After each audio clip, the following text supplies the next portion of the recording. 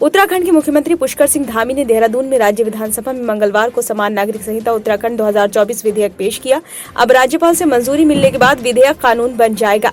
समान नागरिक संहिता विधेयक पास होने के बाद कानून बन जाएगा। इसके साथ ही देवभूमि उत्तराखंड देश में यूसीसी लागू करने वाला आजादी के बाद पहला राज्य होगा। सूत्रों के अनुसार मसौदे में 400 से ज्यादा धाराएं हैं, जिसका लक्ष्य पारंपरिक रीति रिवाजों से पैदा होने वाली विसंगतियों को दूर करना है। आपको बता दें कि उत्तराखंड सरकार ने मई 2022 में सुप्रीम कोर्ट के सेवानिवृत्त न्यायाधीश के नेतृत्व में विशेषज्ञों की एक समिति गठित की थी। सरकार ने एक अधिसूचना 27 मई 2022 को जारी की थी और शर्तें 10 जून 2022 को अनुसूचित की गई थी। समिति ने बैठकों, परामर्शों, क्षेत्र के दौरे और विशेषज्ञों और जनता के साथ बातचीत के बाद मसौदा तैयार किया। इस प्रक्रिया में 13 महीने से अधिक का समय लगा। जस्टिस रंजना प्रकाश देसाई की अध्यक्षता वाली समिति ने अपनी पहली बैठक 4 जुलाई 2022 को दिल्ली में की थी।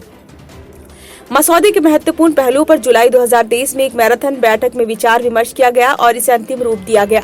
कमेटी को समान नागरिक संहिता पर ऑनलाइन और ऑफलाइन दोनों तरीकों से करीब 20 लाख सुझाव मिले हैं।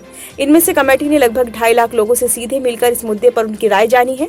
कुछ कानून में बहुविवाह करने की छूट है, चूंकि हिंदू, ईसाई और पारसी के लिए दूसरा विवाह अपराध है और 7 वर्ष की सजा का प्रावधान है। इसलिए कुछ लोग दूसरा विवाह करने के लिए धर्म बदल लेते हैं। समान नागरिक संहिता के लागू होने के बाद बहुविवाह पर रोक लगेगी। बहुविवाह पर भी पूरी तरह से रोक लग पाएगी।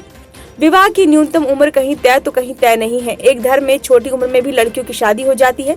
वे शारीरिक व मानसिक रूप से परिपक्व नहीं होती, जबकि अन्य धर्मों में लड़कियों के 18 और लड़कों के लिए 21 वर्ष की उम्र लागू है। कानून बनने के बाद युवतियों की शादी की कानूनी उम्र 21 साल तय हो जाएगी। इसके साथ ही लिव इन रिलेशन में रहने वालों के लिए रजिस्ट्रेशन कराना जरूरी होगा। समान नागरिक संहिता लागू होने के बाद उत्तराखंड में लिव इन रिलेशनशिप का वेब पोर्टल पर रजिस्ट्रेशन कराना जरूरी होगा। रजिस्ट्रेशन न कराने पर युगल को 6 महीने का कारावास और 25,000 का दंड या दोनों हो सकते हैं। रजिस्ट्रेशन के तौर पर जो रसीद युगल को मिलेगी, उसी के आधार पर उन्हें किराए पर घर, हॉस्टल या पीजी मिल सकेगा। यूसीसी में लिव इन रिलेशनशिप को स्पष्ट रूप से परिभाषित किया गया है। इसके मुताबिक सिर्फ एक वयस्क पुरुष व वयस्क महिला ही लिव इन रिलेशन में रह सकेंगे। वे पहले से विवाहित या किसी अन्य के साथ लिव इन रिलेशनशिप या प्रोहिबिटेड डिग्रीज ऑफ रिलेशनशिप में नहीं होने चाहिए। पंजीकरण कराने वाली युगल की सूचना रजिस्ट्रार को, उनके माता पिता या अभिभावक को देनी होगी।